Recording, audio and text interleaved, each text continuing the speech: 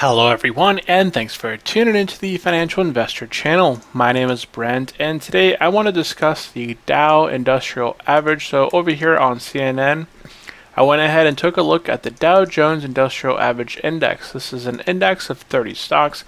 Many of them are big names that you may recognize, such as Triple M, Apple, Boeing, Caterpillar, Chevron, Cisco, Coca-Cola. I mean, the list goes on.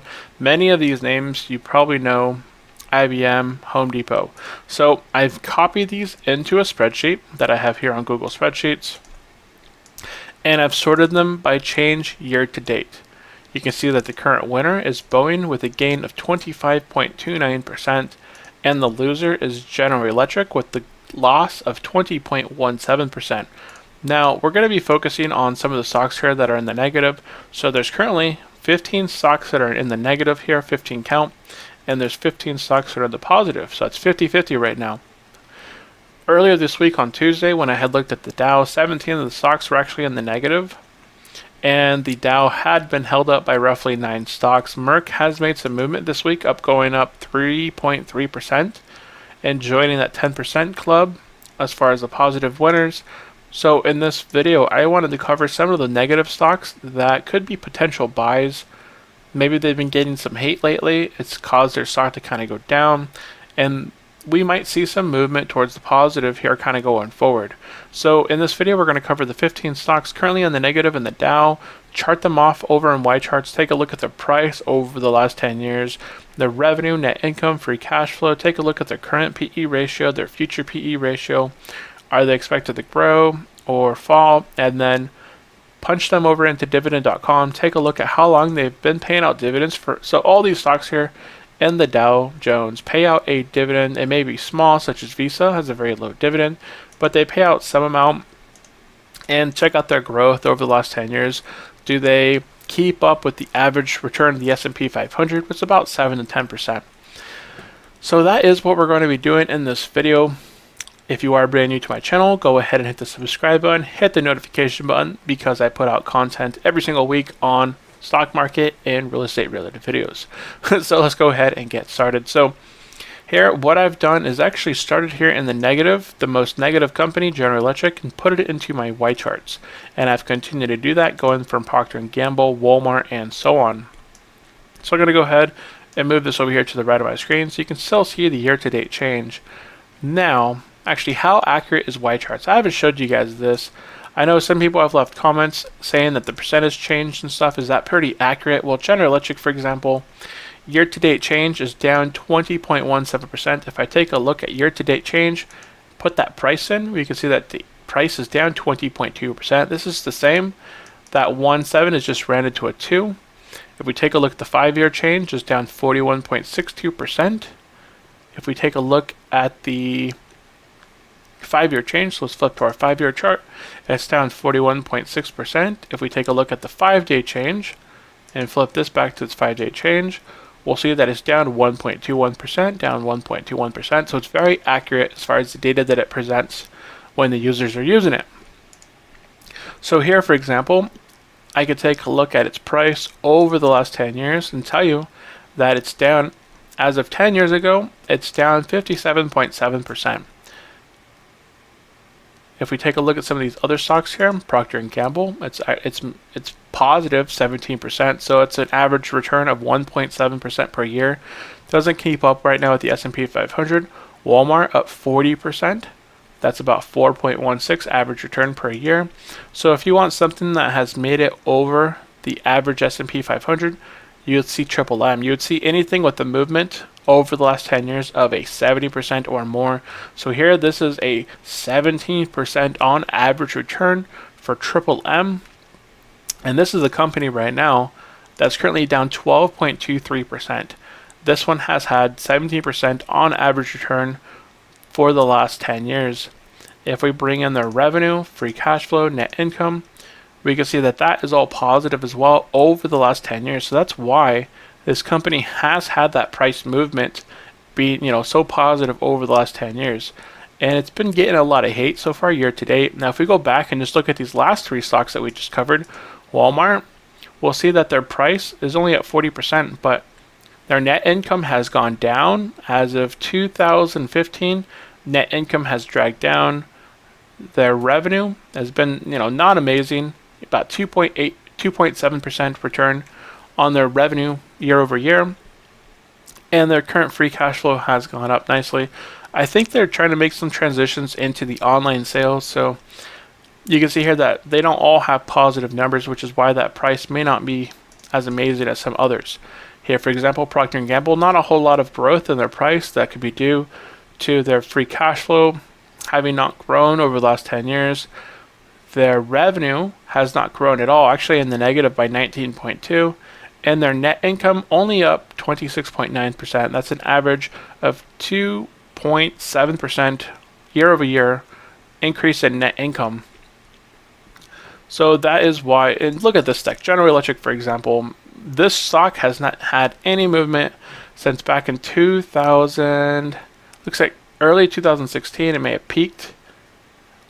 And all those investors here, they probably jumped out. I don't know, maybe some investors had jumped out, hit their 200-day moving average. People jumped into it, into General Electric, caused their stock to price. And then nobody was looking at their actual financials. They weren't looking at their net income. They weren't looking at their revenue and free cash flow. If they would have seen that these are all in the negative right now, going down as of 2015. And that would be catching a falling knife. Whereas if you bought currently General Electric or Triple M, you can see that everything is in the positive. Their free cash flow has gone down slightly, but that if you just look over the last few years of their quarterly or just yearly reports, you can probably see they may be doing some sort of acquisition. So this is a little bit healthier looking stock. If we continue on with our list, General Electric, or Johnson & Johnson, I'm sorry, net income is down as of 2000 and end of 2017. Maybe something happened with that tax reform that could be due. Maybe they're reinvesting some of their earnings back into their company that caused their net income to has kind of decrease there. Still, they're getting 90% return over the last 10 years. That's an average return of 9% on average return per year. Their free cash flow is up, and their revenue is up. They're the fifth slot from behind Goldman Sachs there. In the red here is their free cash flow and their revenue, but their net income and their stock price has been on the positive end. Verizon, only thing negative here is free cash flow, so good looking numbers here otherwise. Very steady increase in price, very steady increase in net income, has shot up drastically as of 2013, and their revenue has been a steady return of around 2.78% on average per year. Now IBM, this is one of those stocks, I don't know what's going on with them. It looks like they peaked out in 2013, and same with their financials here. You can see that all their financials had been moving upwards in 2013. Nobody knows what happened to them. I don't know. I don't really track IBM. I know at one point they were trying to get into blockchain, but you can see that since then their financials have gone down, their price has gone down. They peaked out at roughly a 60% peaking point back in 2013, and then have been on the decline since then. Coca-Cola, looks like they may have peaked here in 2014, 2015 before their financials began to slide. Their net income is down roughly 80%, 8% year over year. Net income decrease, but their revenue, free cash flow is positive right now, slightly. Not amazing numbers. That's less than 1% average per year. But their stock price has climbed roughly 6% average per year. So Coca-Cola, I think this is a little bit more of a riskier one. You can see that their financial metrics haven't been doing amazing over this time frame in the last 10 years, where the stock market itself has been doing very well. Walt Disney. Okay, so Walt Disney, this is getting a lot of hate right here. It's number, what is it from the list? 9 from the list. So it's number 9 right now in the negative at 3.28% in the negative for the year. This could be due for a nice rise. You can see that as of 2015, it has just basically trended sideways at this line. It had spikes going up, and it came back down to its moving average. Spikes going up, came back down, kind of fell below its 200-day moving average, and then It decreased even there before investors jumped into it. Looks like 2017, rode it up quite a bit, fell back down. So it's just kind of trending there. And Disney itself is doing some movement in their streaming services, pulling some of their videos out of Netflix, creating their own streaming services, been releasing a lot of the Star Wars films. I think they hold the license to some other names. So they're definitely doing some movement there. So I could see Disney being very positive. Their price has been stagnant over the last 3 years, but their net income, revenue, and free cash flow has continued to rise on average over 5% on everything. 5, 10, and 15% average return year over year. So good looking stock there. I think Disney's one of the best looking ones that we've seen. Travelers companies, their stock price is up 17% average year over year. But why? Their net income is actually down 3%. They're losing it every year over year. Their free cash flow is down year over year, about 3% as well. And their revenue has been very stale at a 1.4% gain year over year, up at 14.49% right now. So I don't think this price that they're currently sitting at is, their current fallback right now. It's probably one of the reasons. I'm not sure. That would be one I would consider risky investment myself. Dow DuPont, everything in the positive here. I like to see numbers like this. Again, another positive stock. Everything's in the green. Their stock price isn't, it's been actually kept keeping up with the S&P 500, that's 7-8%. So this one has a 76% growth, 76% change over the last 10 years. That's a 7.6% average return year over year. Now, if we include their dividend in there as well, what's their dividend yield? Their dividend yield is at around 3% right now, so not a bad dividend yield either. I guess we could take a look at that here in a minute as well. McDonald's. McDonald's has shot up crazy going into 2016. You can see that they're similar to Disney.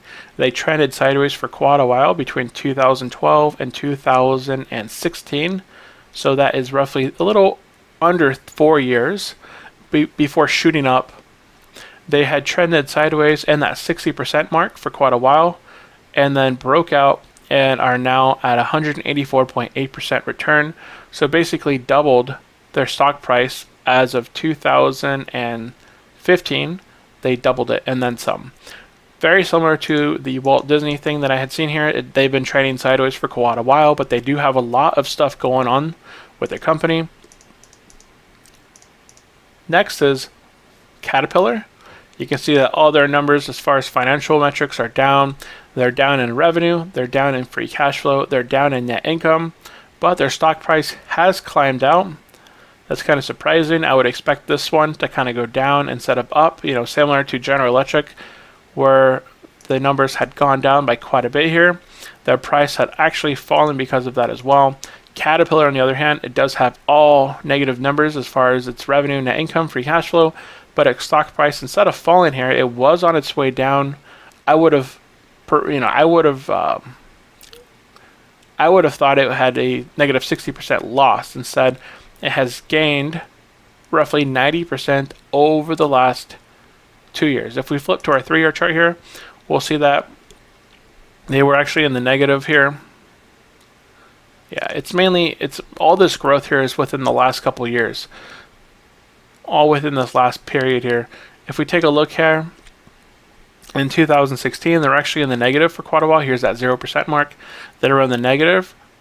And in July, August, September timeframe, their stock rose up out of the negative and rose all the way up to 79.08%. So maybe some investors saw some potential there, even though with their negative financial metrics there, maybe it looks like they're bouncing back up here as far as net income and in revenue. So maybe they kind of turn it around right here. You can see that's why their stock had begun to go up.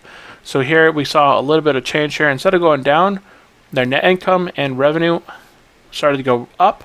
Maybe the investors saw that point changing and have invested, and that's what kind of caused them to kind of continue to rise up.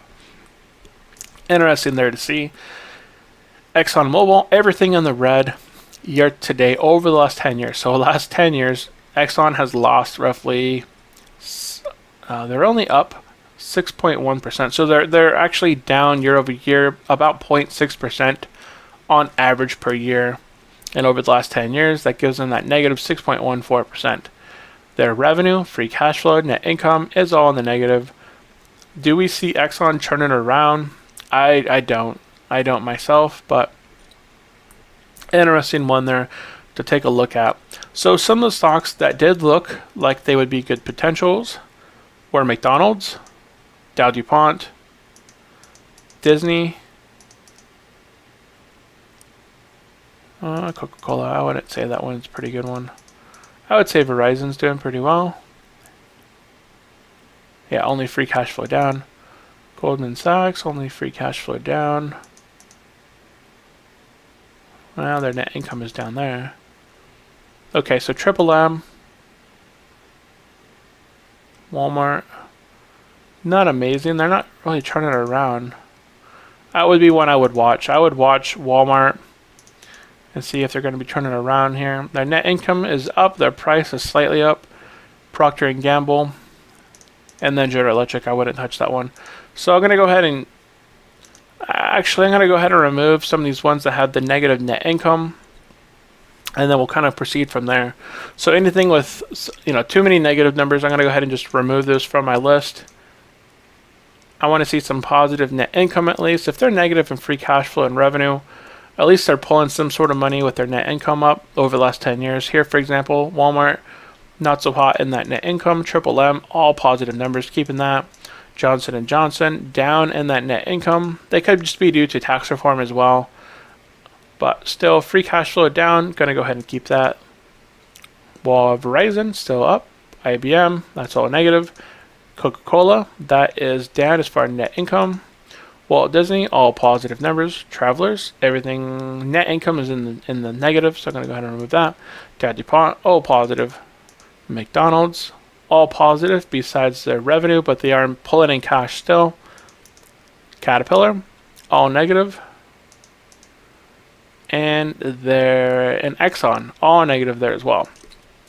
So of the stocks that we covered, 15 of the stocks negative in the Dow. These are a few here: Procter and Gamble, Triple M, Goldman Sachs, Verizon, Disney, DowDuPont, McDonald's. That could appear to be good, investigating a little bit further. Now let's take a look at their price earnings ratio and their future PE ratio. And just switch it to 1 year. Procter and Gamble currently at, let's go ahead and normalize our data. So blue is current, orange is future. So Procter and Gamble is expected in the future to become more profitable and increase their earnings. Triple M is expected to, basically double their earnings right now. You can see that their current ratio is at a 30.63. Their future ratio is at a 19.9. So they're expected to draw in quite a bit more earnings going forward. Goldman Sachs, basically double their earnings. I do see that with rising rates. I could definitely see Goldman Sachs doubling up with rising interest rates, restrictions on loans getting cut down a little bit. So here, for example, PE ratio is currently at 6.4. Maybe they're looking to not become as profitable, or their earnings not to grow as much in the future. So here, for example, Verizon, its future PE ratio is expected to rise. I'm going to go ahead and just deselect it for now. There's better stocks out there. It's very interesting that Walt Disney has a future PE ratio higher than it is right now. You know what? I'm not going to cut out Verizon. I'm going to go ahead and keep that one in there. I think that's probably a bad reason to cut out some of these stocks. I think I cut out 2, 4, 6. No, I don't think I've cut out anything recently due to that. So this would just be something to research more. I'm not going to cut it out of the list because I do expect Disney to grow some. I don't see how their earnings could go down in the future just because the way that they've been kind of transitioning. DowDuPont, current PE ratio is at a 93.91.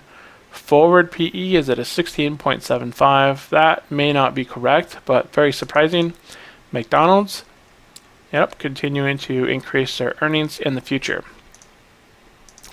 Now, I like to take a look at price to book, price to sales, something around 3. So here, Procter and Gamble right around that 3.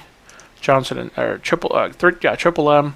Price to book value is a little bit high. Price in comparison to the book value of the company is at 11, but that looks about average for the company itself. Here, Triple M, their PE, or what's this in the red, or in the orange, price to sales. So it's actually at one of the lower points. Goldman Sachs, it's pretty normal there. This is actually one of the lowest points as far as price to sales that you see Goldman Sachs. So price to sales had been above 3 for quite a while, and going into April 2018, it's actually came down, probably due to just the loss that they've taken recently. They probably went into the negative now in price, which gave them a good buying opportunity right now. Walt Disney, one of the cheapest points as far as price to book value and price to sales value over the last, this is 10 years. Or 1 year. Let's take a look at just 10 years and see where they are as far as history goes.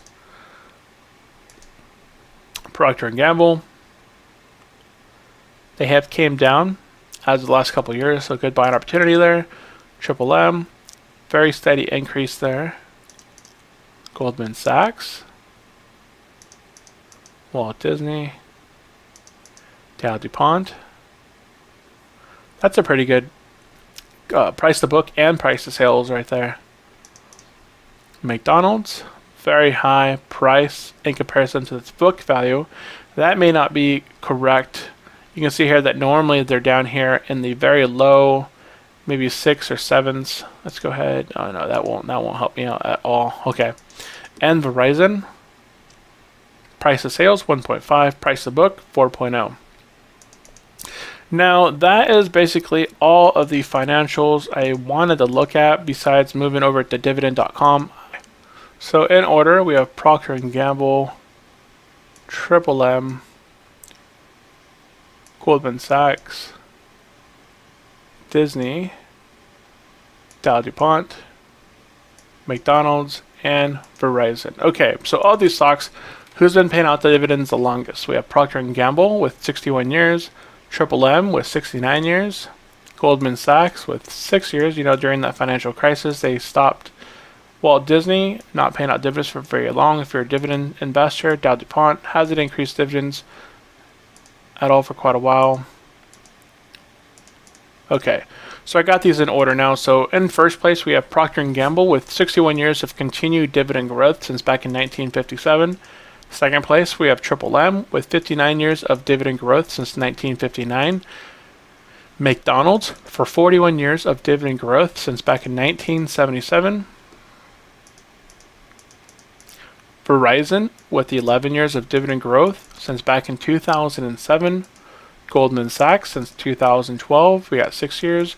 Disney since 2017, and DowDuPont with no payout increase last year. So we take a look here at their information towards the bottom. We can see that since looks like they just started paying out dividends in 2018. So if we take a look at all their information, they just started paying out dividends in November 2017. They paid out in December 15th, 2017. Interesting there. So the company itself has good potential as far as the metrics go. But if you're a dividend investor, you may not go with my normalize there.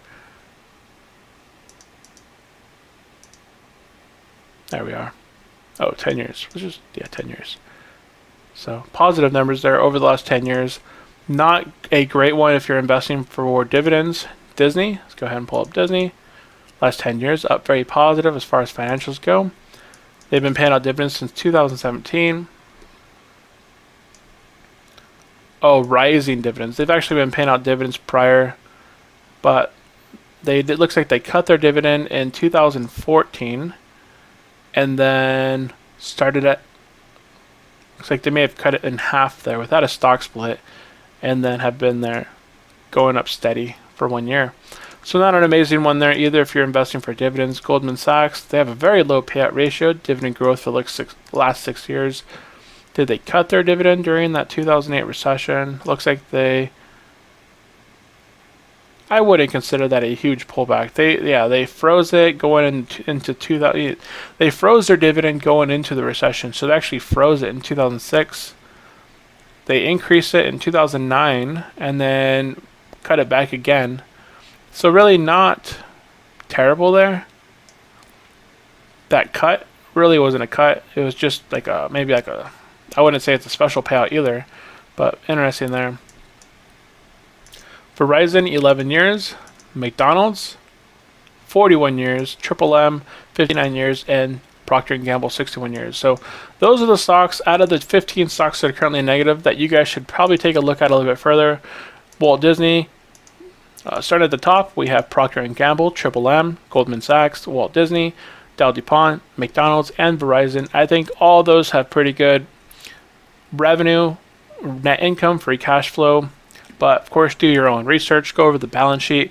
Go over the last quarterly reports. Were they profitable, unprofitable, or not profitable, unprofitable? But how much in debt are they? Do they have any product services that are working out for them?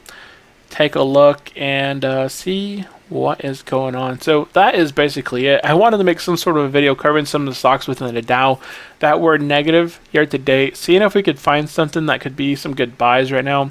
Essentially, if you believe in the stock, it's always going to be a good buy regardless of the price, whether it's moved up 10% or down 10%. You buy it, you invest more into it as it dips, and over the long term, as long as you bought one of these strong stocks that have had continued growth in price, you know, very good growth in their financial metrics, their revenue, net income, free cash flow year over year, then over the long term, you're going to be benefiting from it and out on top. So that is it for this video. If you did like the video, remember to like, comment, subscribe for the future financial videos. That is it. As a quick disclaimer, I am not a financial advisor or tax professional. The information provided in these videos is for entertainment and fun. This is not investment advice. This is just me as a financial investor myself, trying to help others make their money work for them. And that is it. Thank you guys for watching. I will see you next time. Have a great day. Bye.